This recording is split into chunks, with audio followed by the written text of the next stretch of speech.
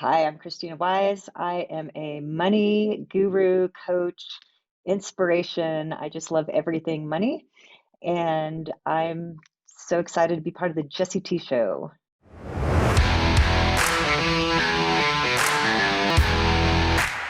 The mighty, the powerful, the amazing Krisstina Wise comes on the Jesse T Show. How you doing, girl? I'm so excited to be here. I'm great. How are you? Amazing. I'm so excited we were able to connect. I know our schedules had shifted and we had to reschedule, and now you're here. But there's so much that we share in common, from business to different things that we do in our lives personally to, show up better for ourselves and other people. And I'm excited to connect with you. So let's go ahead and jump in to tell the people that are listening and watching who you are and what you do. Well, who I am is I'm Christina, and I'm just on this soulful journey like everybody else. And just every day is a new day that's just so magnificent to explore and to grow and learn and help, or just I feel so lucky to be part of everything we're all doing together collectively to kind of up level and hopefully make the world a better place in a crazy time we're in. Like, it's just crazy times. And so it's exciting to be able to have these types of conversations, to give some clarity, to give inspiration, to have open conversations. And what I do really is I teach money as a mindset, but also as a skill set, because money is such a powerful energy and tool, and it can create so much positivity and beautiful things for our lives and others, but it's not talked about, it's not understood, it's not studied. Very few people are good at it, so it causes a lot of trauma or difficulty or friction or arguments or conflict or insecurity or fill in the blank when it doesn't need to, because it's something very simple to learn and to get good at. So that's my role when I went out to the universe to ask for my superpower and what I'm meant to do. This is what came to me, and that's why I'm here. I'm just here to make money really easy and to make it something, like I said, that we're all really good at.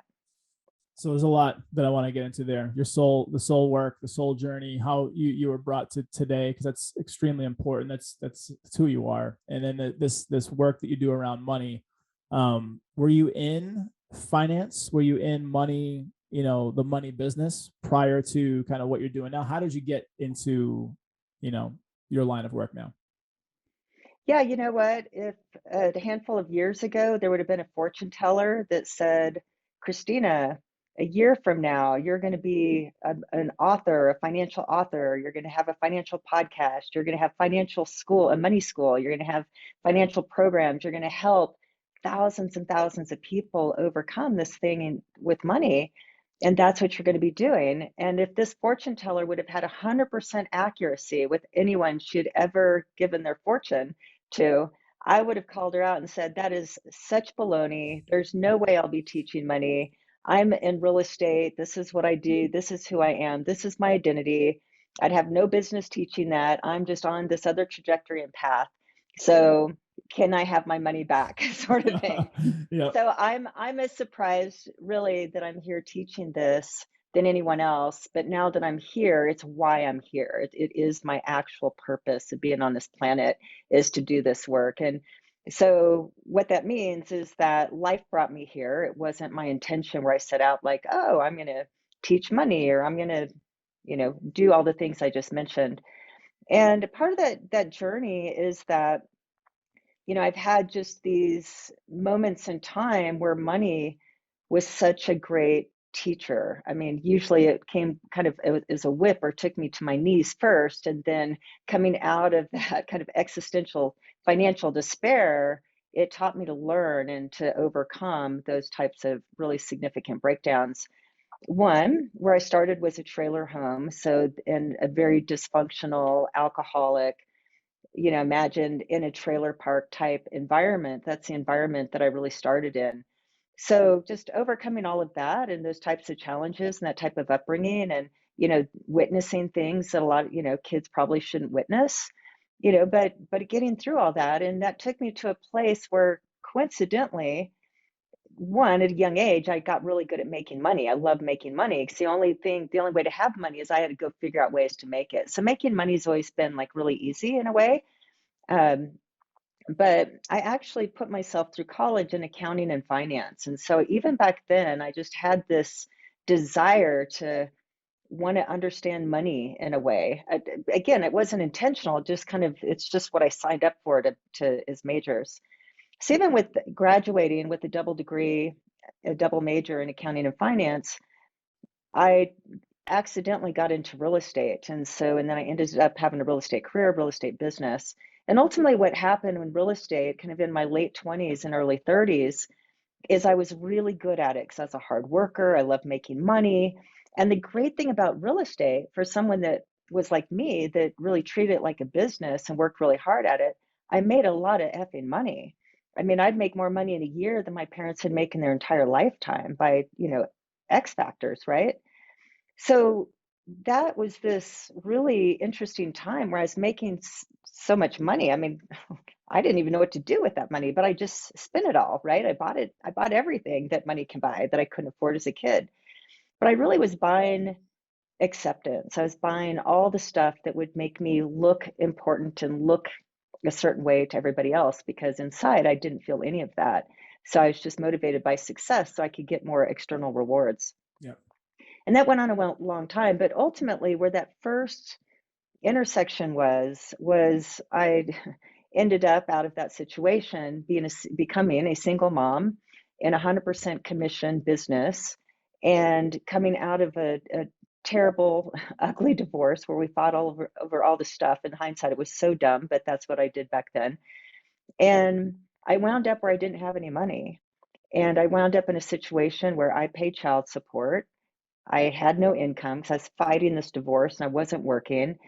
And I had accumulated a lot of debt. So here I'm a single mom, two babies, and literally could not afford rent or pay my light bill or make my car payment. And so that was this kind of first dark moment in a way where my first like real kind of, let's say, dark night of the soul breakdown at that point was like, holy cow, I'm recreating the same thing for my children in a way that I didn't ever want them to go through. That's stuff I did in childhood that my parents couldn't pay the bills, and where were we going to stay? And Wow.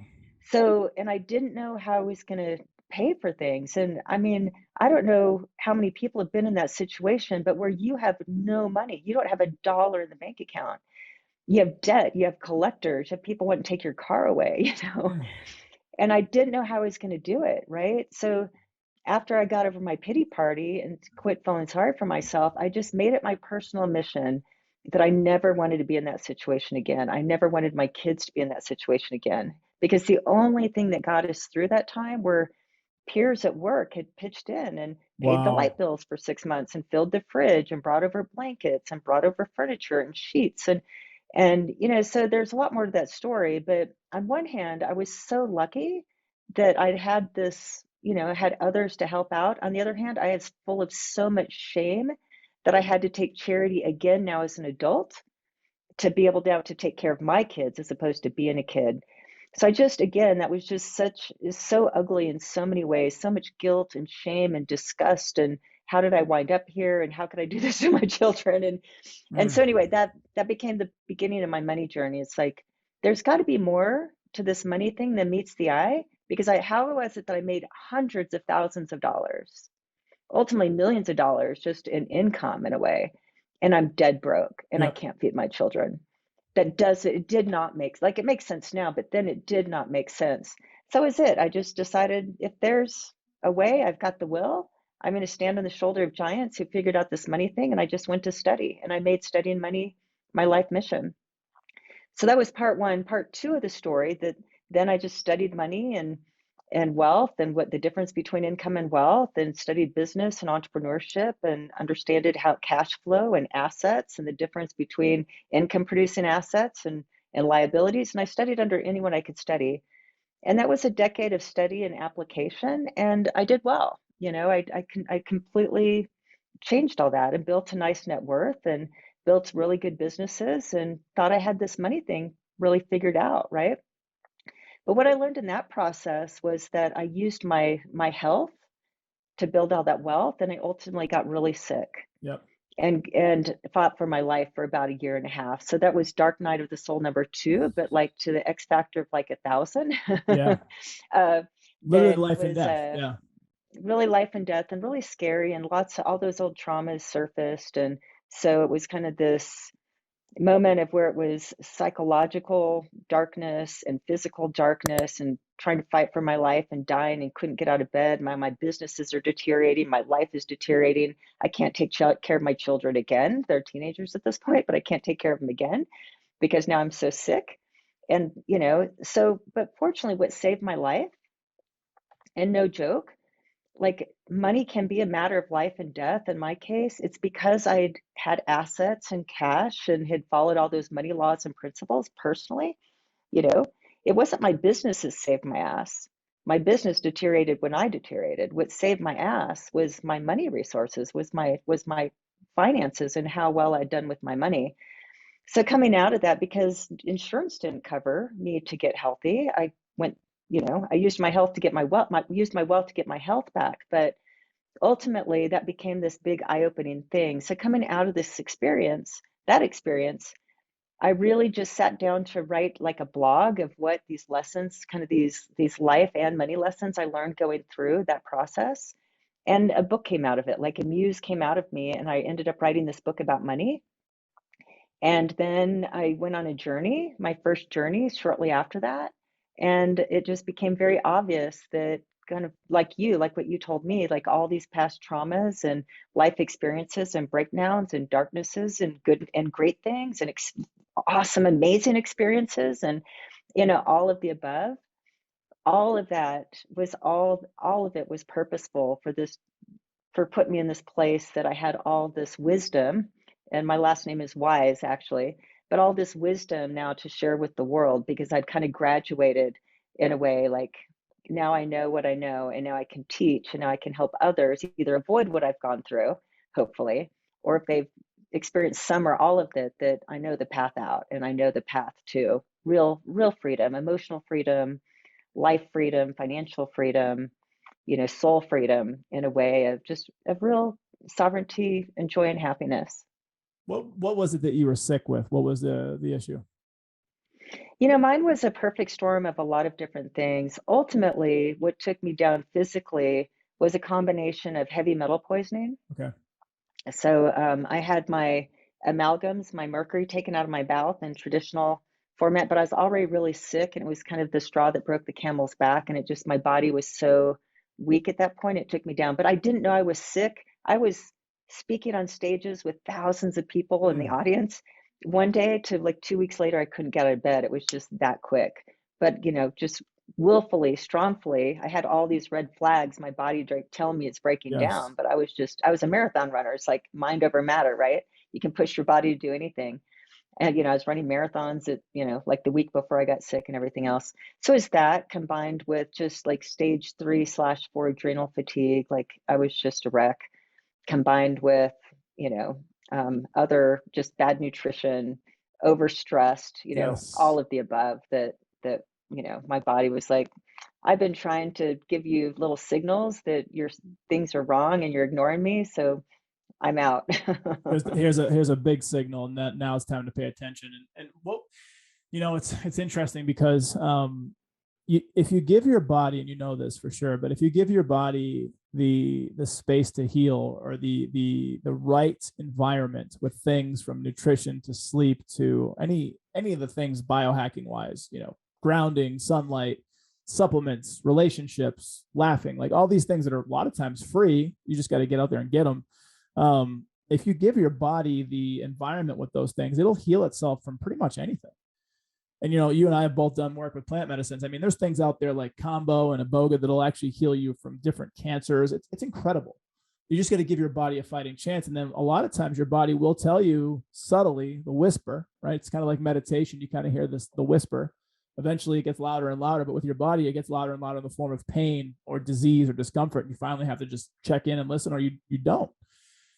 So it sounds like a lot of that happened all around kind of the same time. And then you mentioned the word journey, which I know what that means, but for people, because it could be kind of like, journey, what does that mean? So talk to people what that meant for you in terms of your first journey.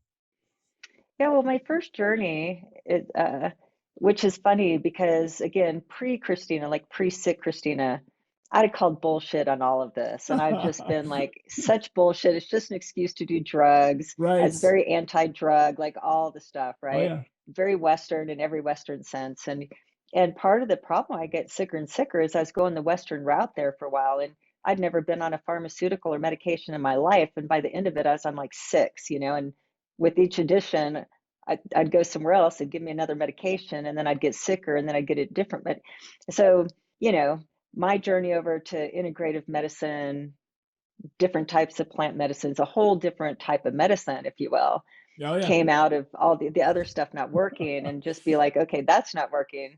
I've got to figure something out. And ultimately, that tipping point of where I just was so close to death and just getting sicker and sicker and sicker and so sick where I literally had no energy to fight anymore. Like Wow. I was so close. Like I can't.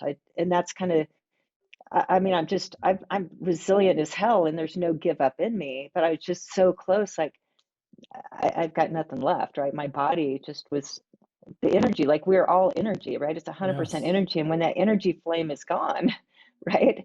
So I was so close there, but it was finally, I just reached this point of I've got to let go.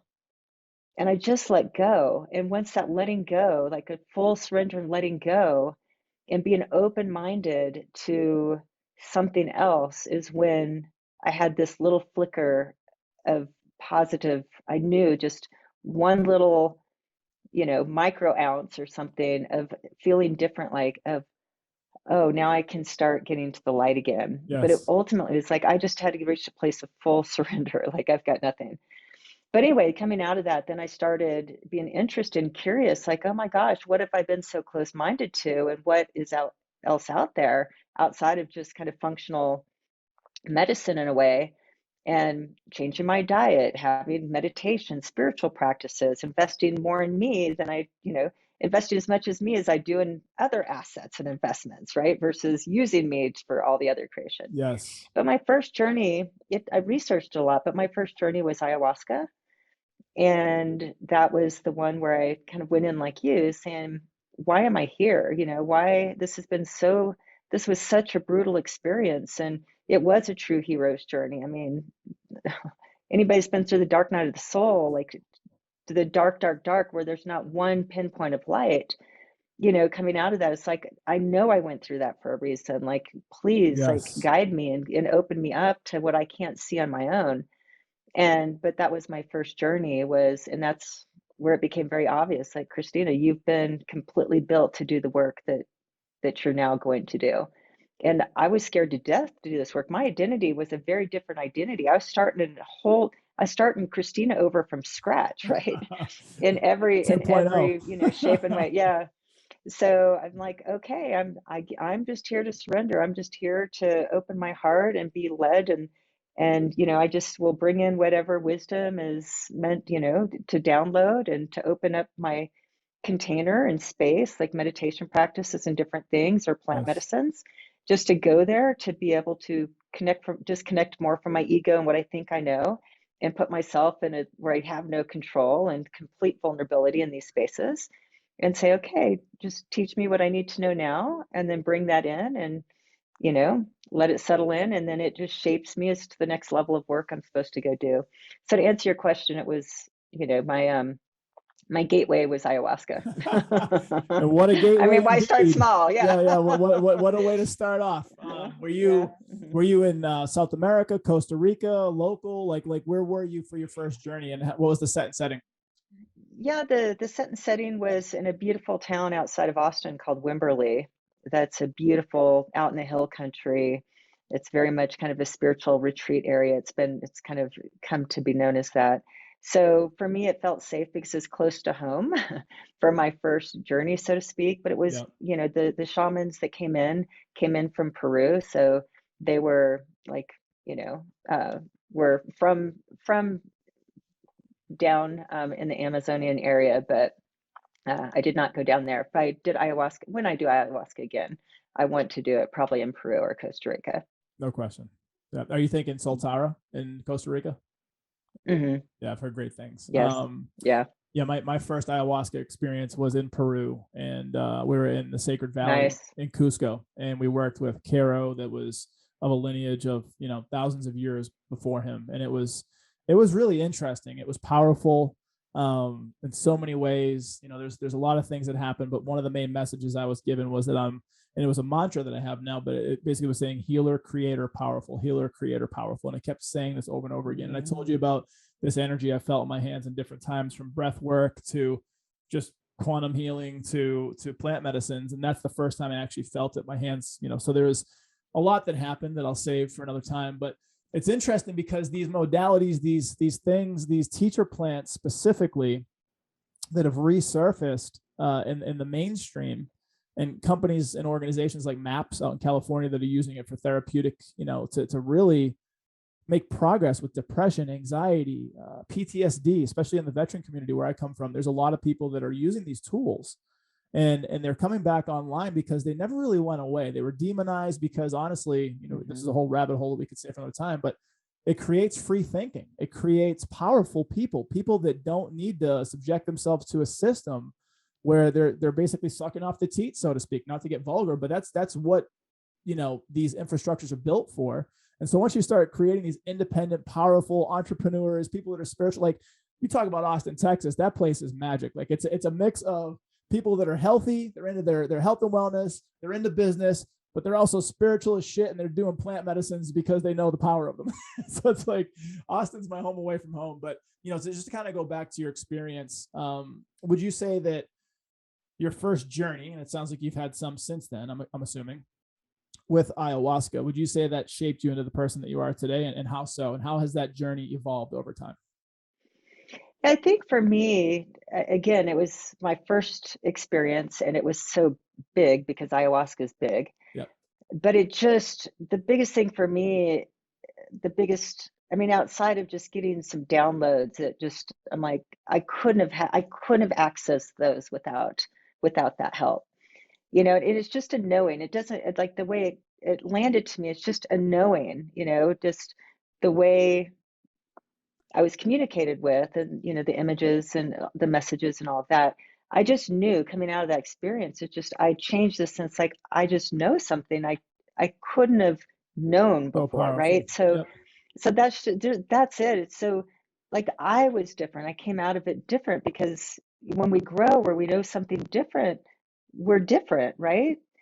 So that knowing was different, and just like, all right, now I know. I don't know how, I just know. The how will come later. The other piece Right. was I just realized that how boxed in my thinking was. I didn't know how to puncture out of that, or how to, like, blast it out. So it's just understanding, like, oh my God, there's just such this big space, and feeling universal energy and love and all these things I just never experienced before. So it reminded me, in a way, like, one way that I raised my kids was, I wanted my kids to be able to be exposed to possibilities Yes. without spoiling them, Yeah. without them being Yep. entitled, or, being spoiled, or these things. So I take them on these magical trips, or let them sit in first class, let's say, for example, for one part of the trip, but then I'd be sitting in first class, but then be back in coach the rest of the trip. What the idea, for example, is like, hey, I'm going to expose you to what this feels like. And if you like this feeling, then you'll figure out a way to work for it and create it for yourself. But you're not entitled to it, you know. But if it doesn't matter to you, there's not a difference between first class and coach, then that's not important to you. So it's just like I just wish to expose them as to as much life experience or whatever I could expose them to, so they had that type of experience, so they could have that type of, wide exposure Yes. to see. Because if we're not exposed to things, we don't even know what exists. They don't even know these types of things 100%. exist. And that keeps us in these very narrow, rigid confines that we've created for ourselves, because we really don't know that there's anything else outside of it. That's it. So I think that's what it just widened this, my vision to either side of possibility, of like, and feeling like, oh, who knew that I could feel this amount of love? Who knew I could feel this connected to Mother You? Who knew this was possible to connect to other humans this way, right? So that type of exposure, then it's like, wow, okay, now that I know what I know, about me and what my kind of purpose is in a way, that knowing, and now that I know what's available that I didn't know was available, that changes everything, right? So, I could go on and on and on, and, you know, um, it's just that's what is available, I think, through some of these things that I'd otherwise been so judgmental to, Yep. and just criticized and judged, and would have closed myself to those. I wouldn't be doing what I'm doing now without it. Let's put it that way. No question. Or even at the level or the intentionality or the purpose that you have, it would be much different. You could, Oh, for sure. here's the thing, because it's interesting how we play in a lot of the same worlds where, you talked about earlier, going back to money, right? You talk about, it's interesting because I use this illustration a lot of times with my clients, right? And I'm like, you can make $1 million a year, but if you spend 1,000,001, you're broke.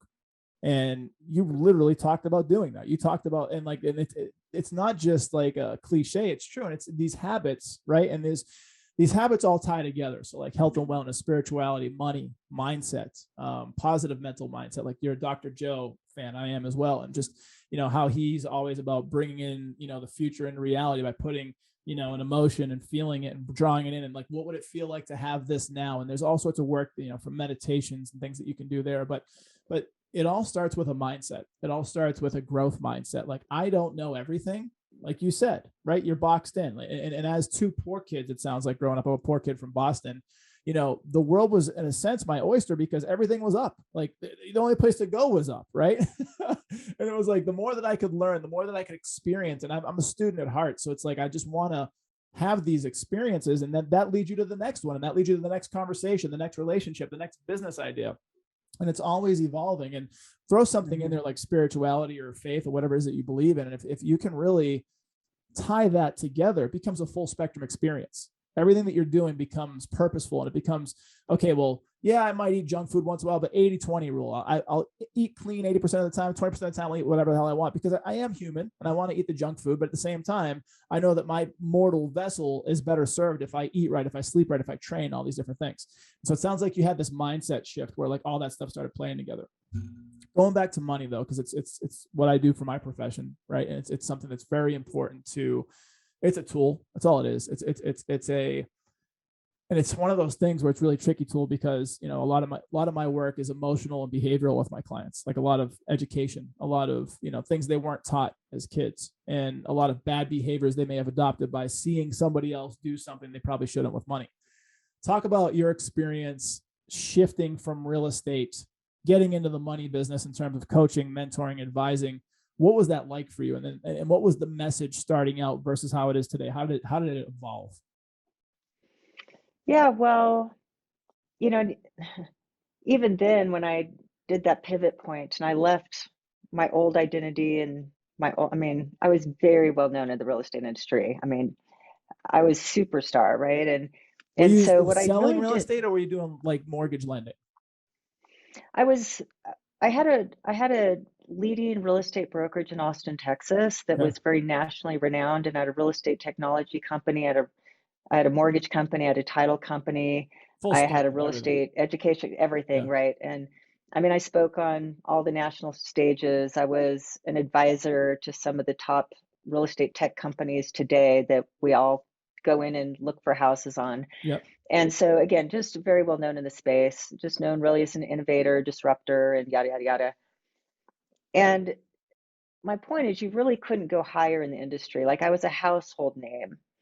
And I walked away from that. And that was the scariest thing I've ever done, because that was who I was. That was my identity.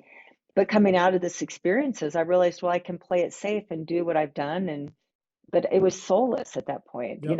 I would have just been doing it to feed my ego and to keep that going.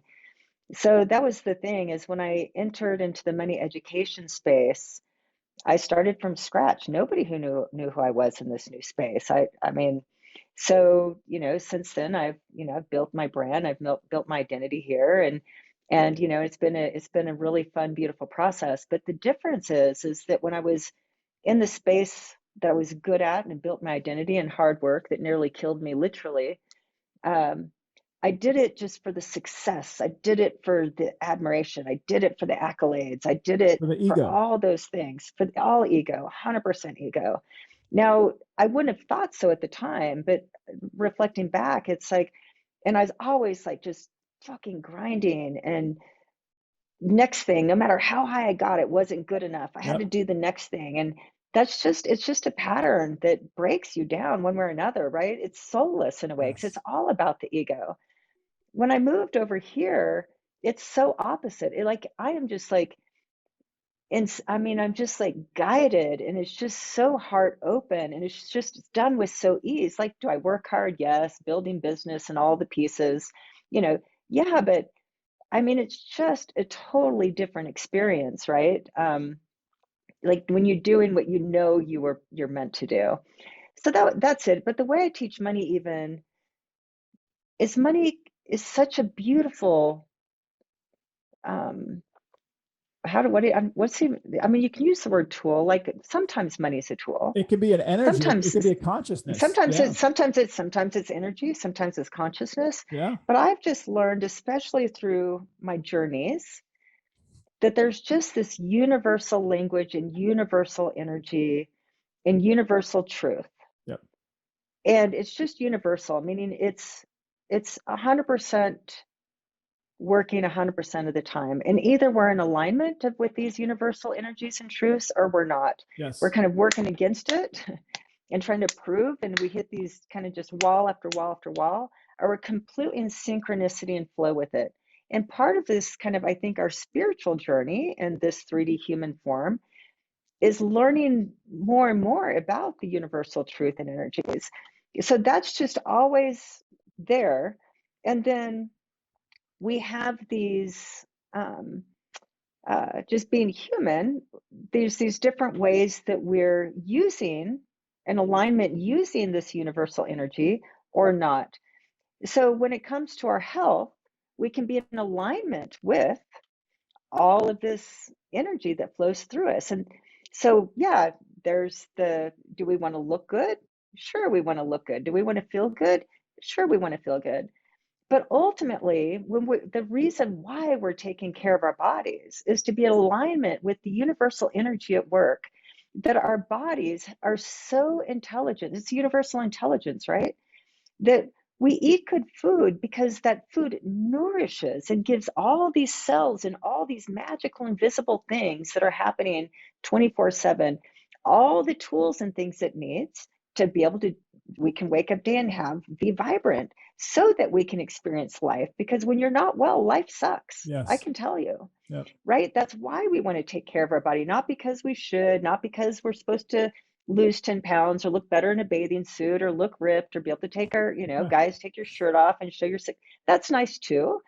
But ultimately, we're doing that because it feels good to feel good. Yes. And so we exercise our body because it needs movement and it needs these things. It's just the universal truth. Now, when we're in alignment with that, we can feel how good it feels. When we're out of alignment, after you do your 20% of eating junk food and drinking too much and Yeah. going out with the guys and smoking cigars or whatever, you're like, fuck, I feel like shit today. I don't want to do Yes. that, right? Because you know what it feels like to feel great, because we're in alignment or out of alignment. At a certain point, you So get sick of having hangovers.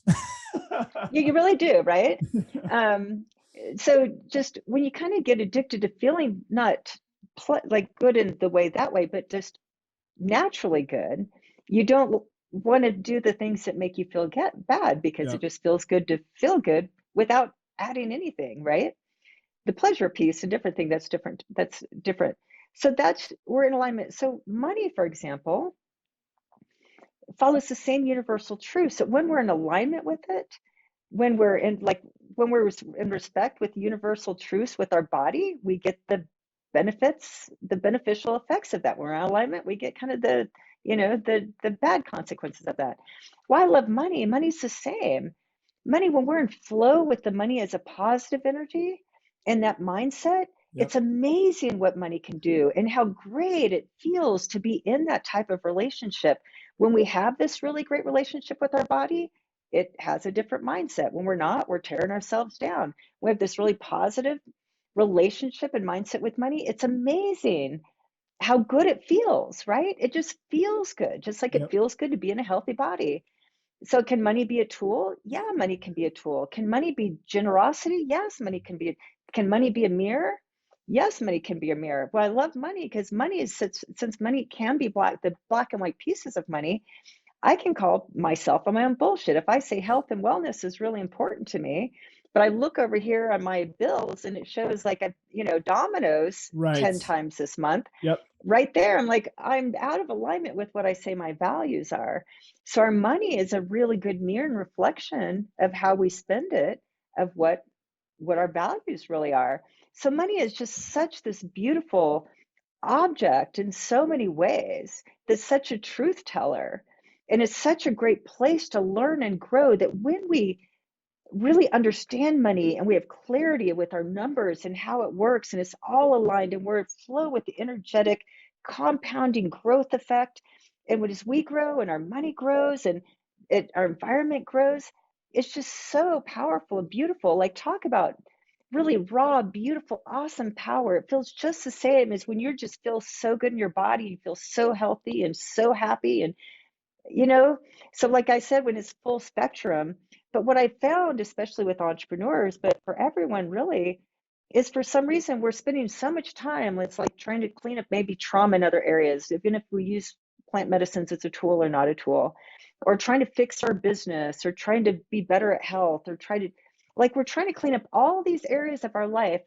Why is money the exception? Yep. It's like this belief that if I clean up all these other areas of my life, like, money is just going to fix itself. It's like money is just, it follows the same universal truths, everything else. And if we have blocks there, if we have mindset issues, relationship issues, trauma issues, misunderstanding, Yes. lack of skill set, it's going to continue to be a thing that causes a lot of dysfunction in our life. So that's my role now. It's just help people clear all the bullshit and understand these very simple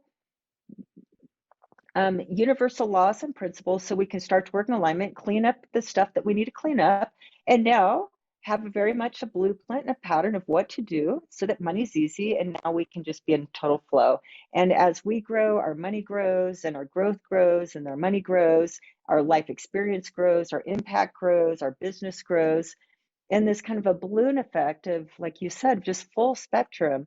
But money is an essential piece in growth. We can't try to fix everything else and not fix the money.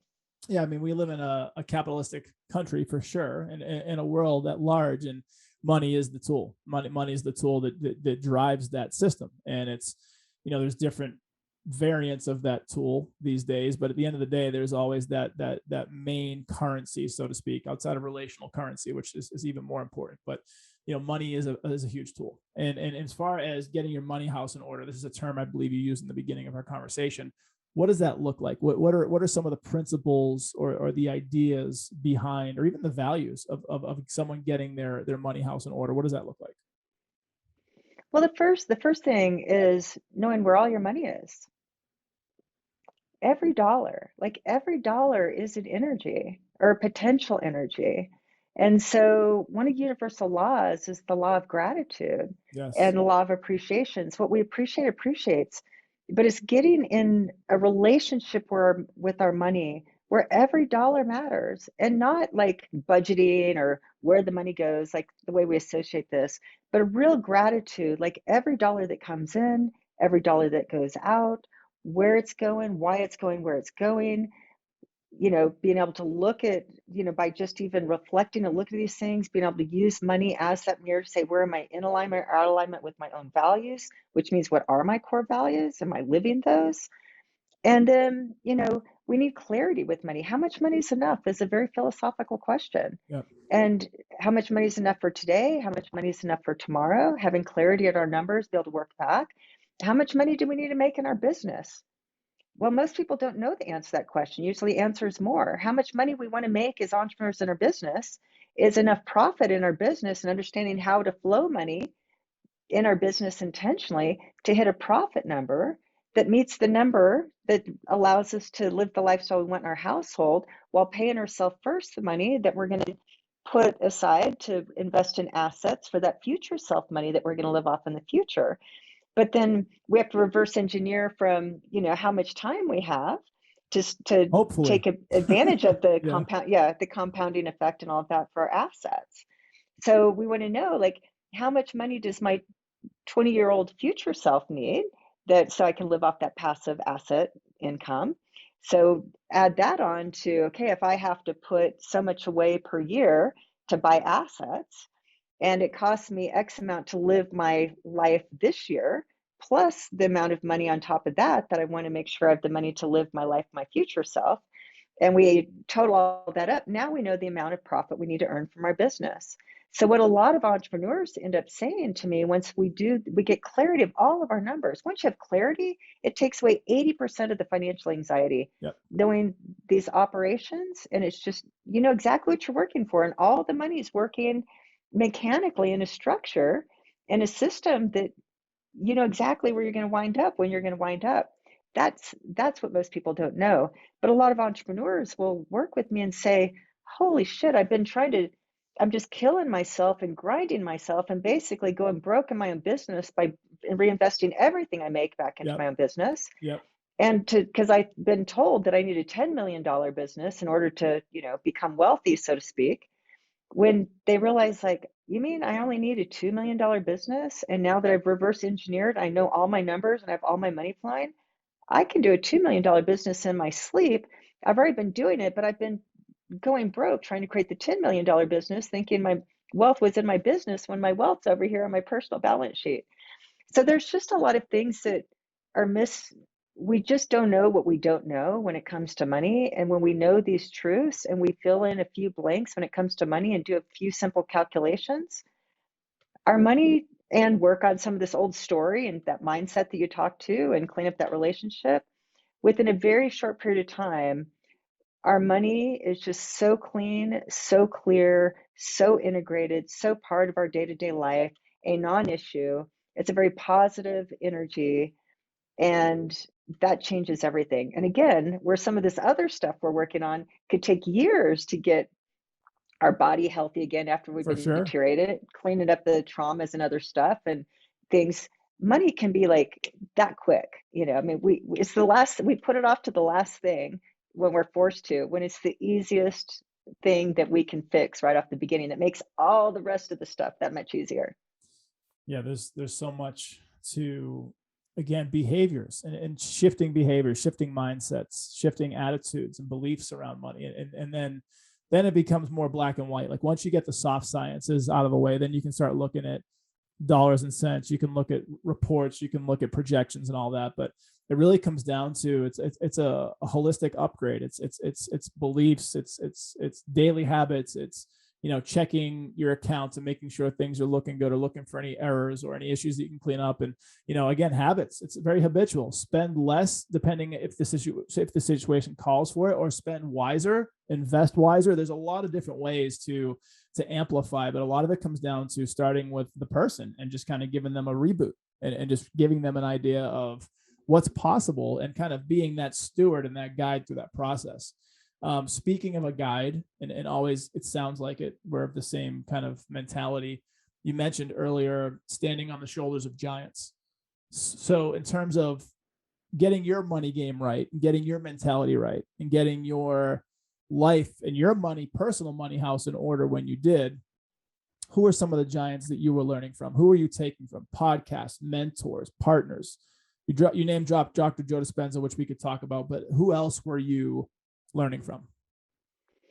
Yeah, I mean, again, across the board, and all these, money is so spiritual. Like when you get the spiritual side of money, like that's another kind of misunderstanding or belief that spirituality and money are, you know, fight with each other versus being aligned.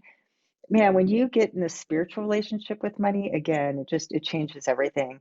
But again, all these disciplines integrate because they're all universal. They're all ex expressions of the universal truth that lives out there. So yeah, my spirituality, just study things like with Joe Dispenza and the spiritual books that I've read and spiritual retreats I've been on. Each time I do that, I have a deeper spiritual relationship with my money, because one of the spiritual laws, for example, that, it's the law of non-attachment. And so for a lot, that was another story for another day, but it's when I finally realized, because what happens kind of over this journey of money and, let's say, wealth, is that you spend so much time creating your wealth and you hit a certain wealth point, and now you spend the rest of your time trying not to lose it. Yeah. So you never shift the process. It's the same money anxiety that you've always had. So we think when we hit a certain number, all that money anxiety is going to go away. And it doesn't. It just moves Changes. from one form to the other. Yep. So I reached that point. It's like, oh, I spent all that time trying to hit these numbers and get to a place of financial freedom. And then all my anxiety was like attachment, not lose it. Who am I if I have it? What would people think? Scarcity And mindset that was still. Yeah. a scarcity mindset still. And so that was a spiritual problem I needed to work on. So under kind of the spiritual teachings and actually losing all my, like pulling forward what I was most afraid of and losing all that wealth, uh, in a way, and holding on to it, the harder I tried to hold on to it, the more it was just random things where it was laughable, the random things that were happening, that my money was just like evaporating, like millions of dollars evaporating. And now I'm holding on more and it's more evaporating. And Mother U's up there just like laughing, like, girlfriend, I'm trying to teach you a lesson here. You're not paying attention. Yep. But that was just it. It's like, oh, the spiritual law of non-attachment includes my money. I mean, I love it. I appreciate it. I'm grateful for all of it. I love what it does. I love having it. And I'm not attached to it. I'm not a different person with or without it. I am the exact same human. And it's there. It's in another spiritual law. Everything's temporary. It's like, this is temporary. And I'm going to enjoy what I have. Again, all Yes. this, the gratitude principles, the vibration, the appreciation, the law of non-attachment, all of that. And the law, this is temporary. It could be gone tomorrow. And I'm going to be grateful for today and not worry about tomorrow. So again, all of these spiritual laws that then with the money, again, the anxiety goes away. It's like, well, I'd hate for it to all go away, but if it does, I can do it again, or there's something that's next. And, when you die, it goes somewhere anyway. So, again, that's temporary. So yeah, money is just this beautiful study, because there's the mindset piece, because we all have our limited mindsets, where we tapped out in our mindset. There's the relationship piece. Is it a functional or dysfunctional relationship we have? There's the narrative, the language we use, and there's the skill set. There's the understanding of the mechanics of money, like, plug in a few numbers and calculations, and there's the real math and mathematical and mechanical piece of money as well. So once you fit all those pieces together, it's just beautiful what it can do.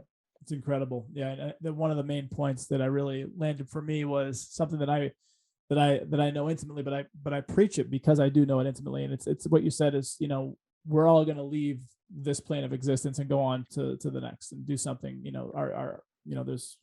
that's a whole nother podcast. But as far as leaving it behind, if you decide to donate it, if it becomes an inheritance, if you decide to give it all away, like a lot of wealthy people, like really ultra wealthy people have pledged to give away a certain portion of their wealth away. And it's because they know that they're not going to take it with them. And they want to try to leave behind some sort of legacy, help people, whatever it is. It could be an ego thing, whatever, it doesn't matter. But at the end of the day, when we meet our maker from this reality, like, it's not coming with us. And because I understand that from, I told you about, I've held my daughter till she died, held my mom till she died, cleaned my dad's blood up off the floor after he passed away. Like, some of the most important people in my life by like my mid 30s had died. And that really brought into perspective for me a Stoic philosophy that came up for me a couple of years ago called Memento Mori. And Memento Mori says we must die, and it's supposed to be serving as a way to live life well. Because if you know that you're mortal, like this journey we're on is going to end, how would you show up today? Like, how would you live your life today? The relationships, the conversations, the business, the health and wellness. Would you make life better for yourself, right?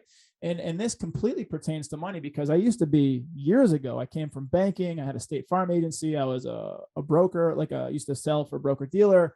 And then now I'm independent. And that whole way, that whole system, which is completely screwed up, the whole system is like, wait till you're 65 to retire. Wait till, buy an annuity, which most of them suck. Like buy like all this shit, like it's just misinformation. And they want to keep your money. The insurance companies want to keep your money. The banks want to keep your money because that's how they make their money. They take other people's money. And what happens is you start getting into this frame of, okay, when I'm 65, then I can enjoy my life. I'll be the first person to tell you we're not guaranteed tomorrow. And I'll be the first person to tell you that you need to live well today, but also plan for the future at the same time. And it just, the quality of life that you have, the ability to really show up daily and in power for yourself and in service to other people is much different when you look at it that way. Because again, who knows what tomorrow is going to bring? And like your shirt that you're wearing right now from Ram Dass, be here now. Like I was in Austin a week ago, and I took a big picture in front of that mural, and behind it, obviously there's, flowers in his name, and next to it is mushrooms, because that's obviously a huge part of his journey, right? But be here now. And how do you be here now if you're not living well today? So I think that's really important and powerful for people to hear, especially two people in different ways that we work with money. You have to really focus on living well today, because tomorrow's not guaranteed. Yeah, it's the both and, which is other spiritual principles like the law of polarity and the law of duality. And, again, all these spiritual principles apply to everything, including money. And, and the be here now. And it's like people are so, especially entrepreneurs, but so grinding, trying to get there, wherever that there is, that they're killing themselves today, right? I was one of them, killing themselves today, stressed out, working too hard, maybe not making enough money for the grind that we're putting in, just hoping, okay, if I do enough grind, at some point in the future, I'm going to have enough. But nobody even knows how much enough is. Like, how can you get somewhere where you don't know where you're going? That's right. So right there, and we're not taught that. Like, you need to know how much enough is. And it's a very easy number to calculate once you need to know that. And the be here now, like I was there too, like part of the dark night of the soul when I was on my deathbed is just being overwhelmed with these feelings of regret. And I don't know if anybody's felt significant regret before, but I was so sad with all the regret, because my entire life I called future tripping. Like, no matter how much I had, it was never enough. No matter how successful I was never enough. Yep. I was always going to the next there. I'd way surpassed any number that I thought I'd ever achieved, thinking in my head, when I was younger, like, oh, if I ever hit that number, I'll be on the beach and, No, you hit the numbers and it's just, you keep going to the next. There's always somebody doing better. More. That's kind of the society we're in. But that was it. It's just being so regretful that, I was dying. I haven't even lived yet, because my whole life was about success and money, Yeah. And granted, it ended up saving my life. So here it was in this law of polarity, where it was like money matters more than anything. Like, thank God I'd made it more than important than pretty much everything. So it saved my life. But on the other hand, I nearly died without living my life. And so it's finding this spot of, what is it? Like, how much money is enough today while working? And all this is part of the enjoyment and fulfillment and growth and expansion and seeing what we're capable of, without sacrificing today for tomorrow. And, and living that razor's edge. And the question is too, is even when we're looking at things like retirement, I hate that word. Same. But yeah, but what we're looking at is, the question is why? Why do we need future self? Why do we need to invest? Because somebody told us to, because we need this thing called retirement. And that's, in most cases, that's as much as people think about it. And so there's this much philosophy, like, what is a good life? Yes. Type questions, and how much money is enough is a part of how much is a good life, because it's different for each one of us. But in that quest of what is a good life, what is a meaningful life, what do I value, how much does it cost, and being able to answer these questions, that's really step one if we've not done that work. But why retire? Why do we need these assets? It's because, again, truth is, we age. And as we age, we can't work as hard. Right. I cannot work as hard today as I could in my 20s, as much as I'd like to prove that otherwise. I just don't have the same energy, right? And I don't have the same, and life priorities change. So my 20-year older self just will not be able to work as hard as I can today, and probably won't want to work as hard as I have today. So the question is, well, the truth is there's only two types of income. There's working income that we use our time and body Trade to time for work money. right here, Yep. right now. Yep. Or two, there's non-working income. So when we can't work this hard to make this amount of money, or two, we don't want to because we'd like to spend that time doing other things than just working for our money, where's the money going to come from? Yep. What's going to pay the bills? And I'm assuming most people don't want to go down in lifestyle. They might probably want to go up in lifestyle, because when we're working, doing things, we're not spending as much money as we are when we're traveling the world and Right. having different experiences and things, right? So people think, oh, the cost of living goes down when we use the word we don't like, retire. I want mine to go up. I want my cost to go up, right? Right. So that's just it. So the question is where the money's going to come from? Well, the money can only come from assets. Like if we're not working, something has to be working, and we want this non-working income in the form of income producing assets Yes. that's going to pay us the money that we currently work for to pay the bills. That's the why.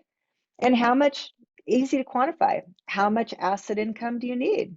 Well, if you're making 10,000, if your monthly bills after taxes are $10,000 a month now, then you need assets that are going to produce $10,000 a month after taxes, so you can lead the exact same lifestyle. So now that you know that number, how many, like, what's the worth, the volume or the worth of those assets, Yep. and what type and form of assets are going to ultimately produce that type of income. But that's the why. And again, you can calculate these things, and wealth takes time.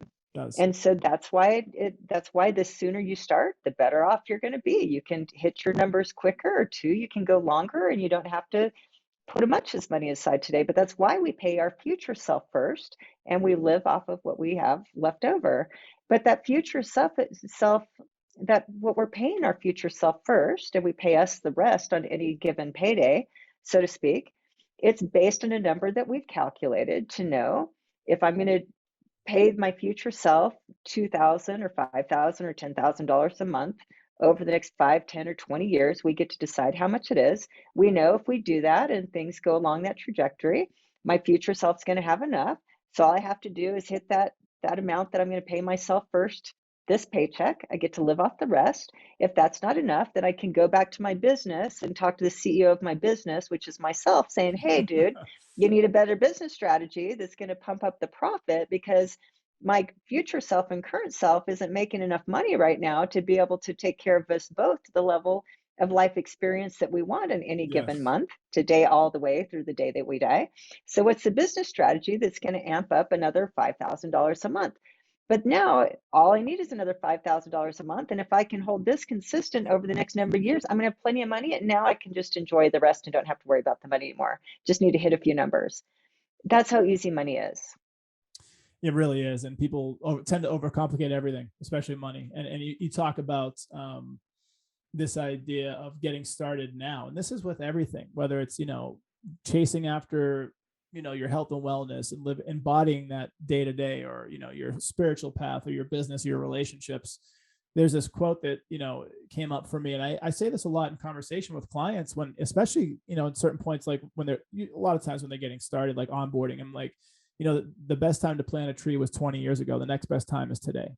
And this is the same thing for any kind of thing that you're getting started. Like, don't keep pushing it off. Don't wait for the New Year's resolution that comes and goes. Most gyms are packed on January 1. By January 21st, there's nobody in the gym because the New Year's resolutions don't work. You have to make commitments to yourself today.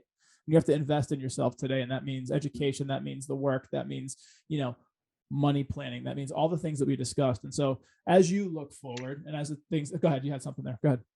What I was just going to say is that it's fun. I just got back from a retreat. I was in Playa, Mexico for 6 days, and just had a really beautiful rejuvenation retreat. And the kind of the spiritual guide that was there, I really loved. I love, again, have these types of conversations, because just a little shift in language can kind of change everything. And I really liked, because I've said for a long time, because the number one objection that I hear most often for people who know that they need to work with me but choose not to, Mm. is I don't have the time. Oh. So I don't want to do this class, I'll do the next class. And I'm like, brother or sister, do you think your future self's going to have more time than your current self? Did your 6 month ago self, do you have more time today than your six Right. month ago self? No. Like, we're all in our patterns. We're fully like kind of maxed out in a way. So to fool ourselves thinking, oh, I'll have more time in the future, it's just a lie we tell ourselves. It's really an excuse one way or Yes. another that we're not going to do the work today. Yep. So again, it's like, okay, where in my full value system of what's important to me today and for my future self tomorrow, it's like, what am I going to do right now that's going to change the trajectory so that I'm not in the same place from 6 months to get 6 months from now? Because I'm not going to have more time. I just have to rearrange with what I do now based on maybe relooking the priorities. But one thing that the spiritual guide had said, I'll see if I can remember the way he languaged it. But instead of saying, for example, um, he gave the example of, hey, I've learned that a big part of my issues right now is I'm dehydrated. I don't drink enough water. Yep. And so instead of saying, okay, I'm going to drink 8 glasses of water every day or whatever the number is, I'm going to start doing that. What happens is automatically kind of our subconscious mind knows that, oh my God, that's one more thing I have to add to my to-do list. Now, like, I wasn't already maxed out. Now I have to remember, and now I have to do all the stuff to be able to drink 8 glasses of water a day. He said, instead, uh, say it instead, change the language. It's like, I have to do this additional thing to be healthy, to be healthier. Rearrange the language and say, I am becoming the person that is so fully hydrated that all my cells just really dance in their full hydration of every day. And I'm so love how I feel by being a person that's just so well hydrated. Yep. Becoming a person that's well hydrated. So it takes it off the subconscious mind of one more thing to do. And it's like, I'm just moving into becoming this person that is more hydrated than the person that she's been before. And I really love the subtlety of that. It's like, oh, I'm going to start changing my own language of like, I'm becoming the person who is that, and it's amazing. Just like the difference, say that to yourself, like, oh, I need to start drinking, you know, 5 big hydro flasks of water every day. I only drink one now. To I'm becoming a Better get person on who it. just, yeah, exactly. Right. So just again, even kind of these shifts in languages of who's the person we want to become next, and Yep. by when do we want to become that person, and be truthful with that. Like, I want to become the person that has my money house in order, and I want money to be a non-issue, and I want to be the person who can teach this stuff and be a person. I want to become the person that has no financial conflict in my life and who loves to talk about money and to enjoys like listening to the podcast or learning or doing these different pieces. I'm becoming that person, right? That has no money issues. And see how that feels, as opposed to, oh man, I need to go read 3 books on money, and I need to go listen to a couple podcasts, and I Oh need to yeah. do what Jesse says, I need to do what Krisstina says. It's too much. And it's words are so powerful. They're spells. They really are. Like, you can, and what you're touching on and what this teacher or the shaman was discussing kind of ties into what Dr. Joe does. And it's tying that emotion and that feeling to, how would it feel when you're this abundant, vibrant, beautiful person and who's well hydrated in this instance, right? And it makes you feel good. It's something to look forward to. It's not another to do. It's not another task on the task list. It's just I get to versus I have to, which is a much different mindset shift. So I love all of that concept. Now, just kind of one last thing before we jump off. What are you looking forward to for the rest of 2021 and or beyond? What is it that maybe you don't want to die with regret because you didn't go cage diving with white sharks? So what is it that you're looking forward to? Wow, I need to think about that. I just finished a couple things like this rejuvenation retreat I went on. It's been on my list for like pre-COVID, and just to finally have done that was such an investment in me. And that's a big thing, is that another thing I like to just call out on so many of us is so easy. Like, we invest so much time in our business, we invest so much time in our relationships, we invest so much time in all these different or even invest money. And it really is like, where are we investing on ourselves? And I find myself doing the same thing, is like, wow, using words like that was really expensive, like relative to what, quit saying words like I can't afford it or things are expensive. Like Yes. that language, we need to get rid of that language and just Agreed. look at price and say, is this something that is calling me or not calling me, that I want to make this intention and figure this one out, or not right now. But again, those types of words are really important. So I catch myself, I teach this obviously, but I catch myself, and I found I was kind of laughing at myself because I'd put this off because of the cost. And it was very, to use language I said not to use, but to kind of relative terms, it was pretty pricey, right? And, so I thought, Krisstina, you would have no problem, in fact, you do it all the time, investing this much into crypto because, I have my cash accounts. So I mean, I teach money very methodically, like in a Sure. very specific practice way I teach it. So I have the money available, and in 2 seconds, I'd go put that money in a crypto investment. But I hesitate if I'm going to put that money into the experience I just had. Yeah. And I caught myself doing this. Like, why do I do that? Like, why am I less important today? Like, this self, the money I just spent on stem cells and the spiritual retreat and all the stuff that I just Yep. did, and, all of that. Why is that a hard decision to put that money there, but it's not over there?